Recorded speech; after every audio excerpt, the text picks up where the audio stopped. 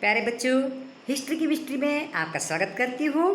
3 महाद्वीपों में फैले हुए साम्राज्य के अंतर्गत हम रोम साम्राज्य के बारे में अध्ययन कर रहे हैं। तो इस वीडियोस में हम रोम साम्राज्य में स्त्रियों की दशा के बारे में वर्णन करेंगे, स्त्रियों की दशा के बारे में जानेंगे।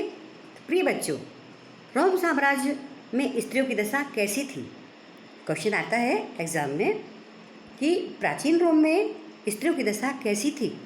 तो बच्चों, रोमन साम्राज्य में स्त्रियों की दशा अपेक्षाकृत बेहतर थी। समाज में उन्हें संपत्ति का हक, शिक्षा का अधिकार था, जिसके कारण वे समाज और परिवार में अधिक और बौद्धिक रूप से संपन्न होती थी। वैवाहिक संबंधों को अगर हम देखें तो रोमन साम्राज्य में विवाह परिवार द्वारा नियोजित होते थे, आज भी होते हैं।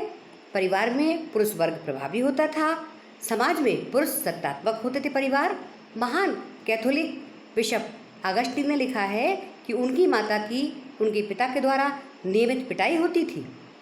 जिस छोटे से नगर में वे बड़े हुए, वहाँ की अधिकतर पत्नियाँ इसी तरह की पिटाई से अपने शरीर पर लगी खरोंच दिखाती रहती थी। नाभिकीय परिवार में हम देखें तो इस सिद्धांत के अनुसार समाज में वयस्क पुत्र अपने पिता के परिवारों के साथ नहीं रहते थे। इसी प्रकार भाई भी अपने भाई के साथ नहीं रह सकते थे। इसके विपरीत दासों को परिवार में शामिल किया जाता रहा। तीसरा है विवाह स्वरूप। तो तलाक प्रथा तब भी प्रचलित थी, जो बहुत ही सरल रही। इसके अनुसार केवल विवाह भंग के इरादे की सूचना देना ही पर्याप्त होता था। पुरुष 28 से 32 वर्ष की उम्र में विवाह करते थे, जबकि लड़कियां केवल 16 से 23 वर्ष की उम्र में विवाह करती थीं। अतः विवाह के लिए आयु में बहुत अधिक अंतर होता था, जिसके कारण असमानता को बढ़ावा मिलता रहा। संबंध बहुत जल्दी टूटने लगे और विवाह विच्छेद भी होने लगे।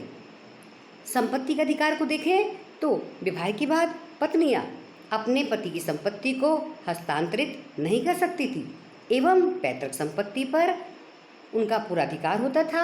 महिलाएं अपने पिता की संपत्ति की उत्तराधिकारी मानी जाती थी। पिता के मृत्युपरांत संपत्ति की पूर्ण स्वामिनी लड़कियां होती थीं।